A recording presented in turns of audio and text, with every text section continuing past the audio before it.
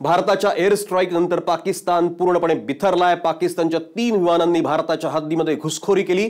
भारतीय लष्कराच्या तळांवर हल्ला करण्याचा पाकिस्तानचा डाव होता, मात्र हा डाव भारताने उडवून लावला। भारतीय हवाई दलाने चोख प्रत्युत्तर दिलं आणि भारताच्या हवाई हद्दीत घुसलेल्या पाकचं एक विमान भारतीय हवाई दलाने पाडलं, तर इतर 2 विमानांना परतवून लावलं। यावेळी भारत आणि पाकच्या विमानांमध्ये चकमक झाली। यात भारताचं सुद्धा एक विमान बेपत्ता झालंय। या विमानातील पायलट पाकच्या ताब्यात असल्याचा दावा पाकिस्तानकडून केला जातोय।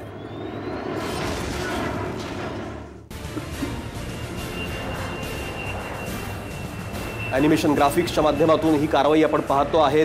3 F-16 जेट विमानं जी पाकिस्तानची आहेत त्यांनी भारताच्या हवाई हद्दीमध्ये आज प्रवेश केला, घुसखोरी केली।